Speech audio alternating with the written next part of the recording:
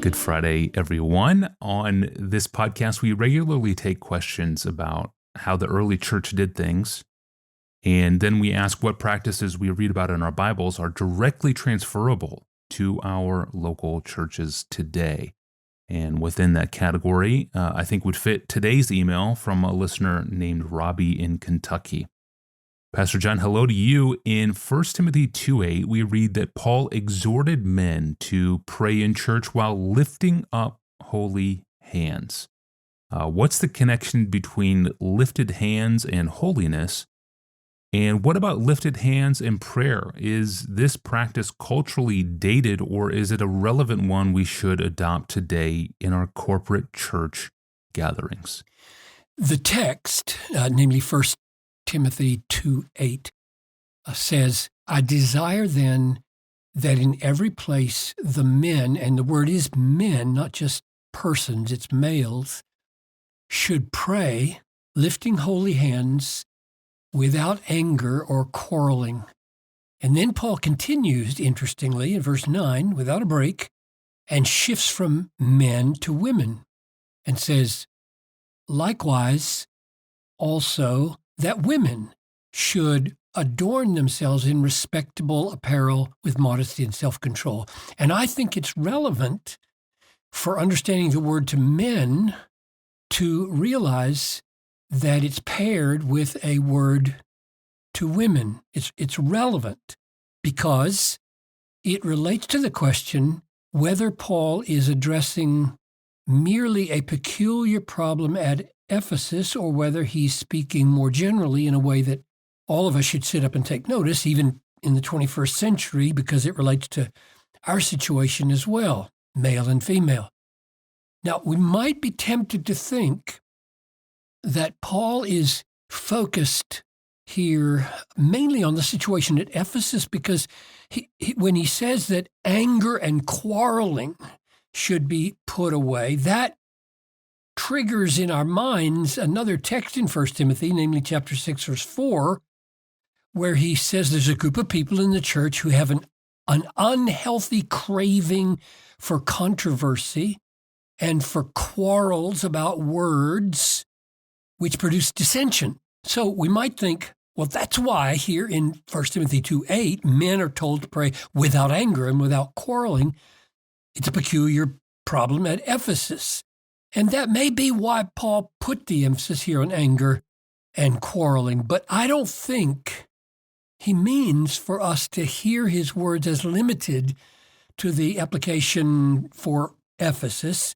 And I say that mainly because he says, I desire that in every place men should pray, lifting holy hands without anger or quarreling. So the words in every place show that he's giving general instructions to men, and that carries over to the instructions to women as well. In every place, women should adorn themselves in respectable apparel with modesty. So it seems to me that Paul is putting his finger here on a typical male temptation and a typical female temptation.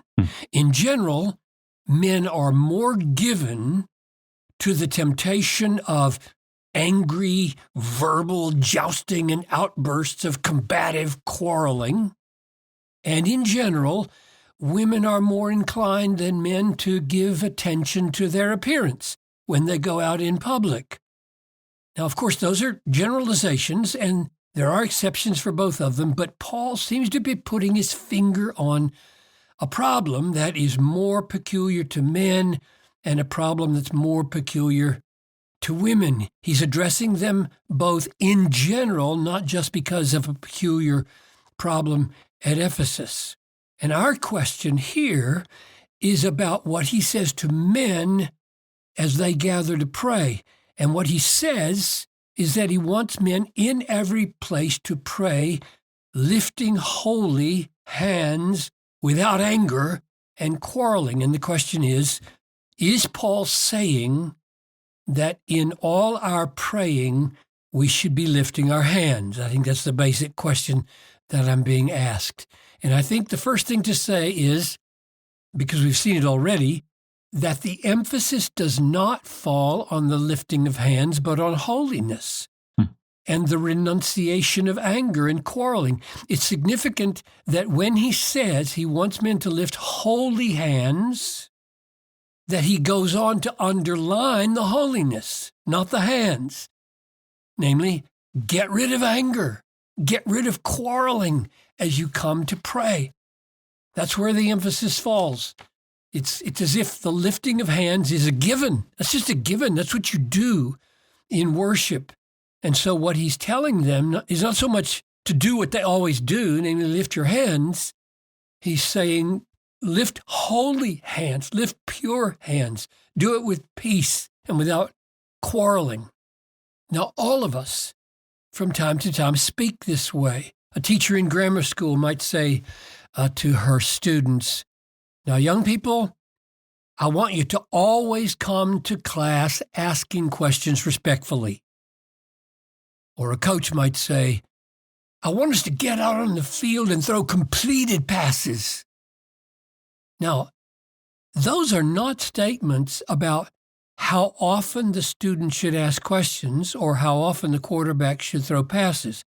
Those are statements about do it respectfully and do it completing passes.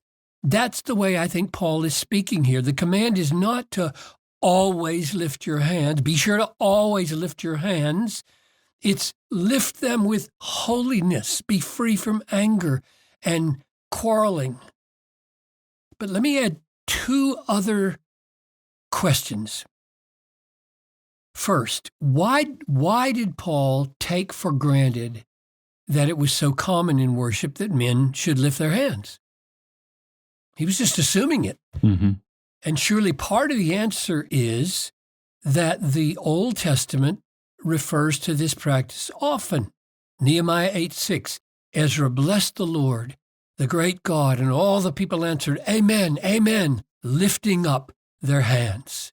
Or Psalm 28:2, hear the voice of my pleas for mercy when I cry to you for help, when I lift up my hands. Psalm 63:4, I will bless you as long as I live. In your name, I will lift up my hands. Psalm 141, verse 2, let my prayer be counted as incense before you, and the lifting of my hands as the evening sacrifice.